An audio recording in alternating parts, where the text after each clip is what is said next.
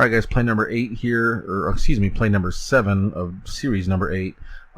He has the ball, 2nd and 10, 5:57 left in the game. Ball on his 27 or my 27-yard line, excuse me. Obviously tie ball game. Right now, it looks like he is in a bunch set out of the single back or ace back, and he is running what looks to me like a spot dig. So what that entails is he gets a double move post here, backside. He gets normally this would be a drag stop. I do believe he actually runs him on a slant route. His number 2 receiver here is going to run the dig. And then he gets an arrow route here out of his tight end. His back stays in the block in this case. Defensively, I am in a nickel cover 3, so basic, same basic defense I'm usually in here. Where these guys each have their deeps. He has flat, hook zone, flat. So that's basically it. As far as what he should be looking for here, my thought process, at least because he has a slant here and he has this dig with him running the arrow, that's going to widen out this backer. So that's going to create a little bit of space. I would think the dig would get open eventually. Well, like I always say, a dig is always going to get open as long as you have the time for it. The slant could also open up because I only have the 2 guys inside as opposed to, like, say, cover 2 where you have 5 under. So you have less under defenders in this case. Those would be probably the 2 big plays. I wouldn't think this would get open, mainly because it's a deep route and I have 3 guys deep. So let's go ahead and run through the play, see what happens, and then we'll discuss it. So right off the bat, you can see I widen out. Mainly to be able to cover the 2 guys right off the bat. Once I see he's coming on a crosser, I'm going with him. Or actually, no, I'm gaining depth and passing him off, which is fine. Doing that is not a bad thing. My second linebacker here, Sean Lee, doesn't step up in time, and he makes a catch. But he does make a good tackle. So it's only a 3-yard gain. So for me, that's a success because it's only 3 yards. So I get the point for that and for playing my responsibility. Mainly because, as you can see, I have 2 choices here, and that's what this route does, or what this combination does. It forces me to make the choice. I'm going to go with the deeper route. Leave the shallow route and trust that he'll do his job. And he does. He gets maybe a little too wide. Maybe I do as well. But really, he should be tightening up here.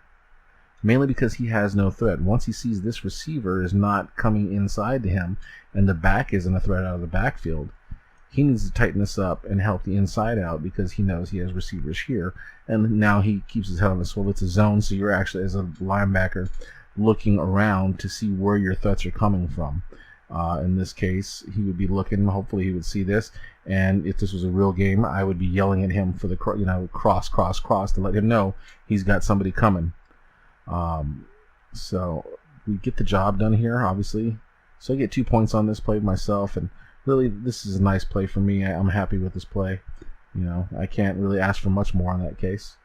So that's the end of that one. Alright guys, play number 8 here, 3rd and 7 from my 24-yard line, 5:26 left in the 4th quarter. Tie ball game. As you can see here, he's in a trip set with a close receiver here on the backside. He looks to me like he's running slants with a couple adjustments. So in this case, he's got 3 slants going here. Backside here, he is motioning him out. That's one of his adjustments in the hitch. And then he's got a go route right there. So I'm going to cover 3 out of the nickel. This is a great play to call against the cover 3. You have so many under routes here. You have 4 under routes. There's 4 defenders, but it really spreads them out. You get a nice horizontal stretch with all 3 of these slants here. It's a play I like to run out of the trip set in the pistol. So I run actually very, very similar to this. Sometimes I'll send this guy out on a wheel route, and then have I usually have Witten here, and he would run the go route. So either way, great play to call, especially against the cover 3. So we'll go ahead and just run through this play and see what happens. Essentially, like I said, I have 4 defenders underneath, 3 over the top, so I'm good for the top stuff, not good for the bottom stuff. Let's run through the play, see what happens. It's the motion there.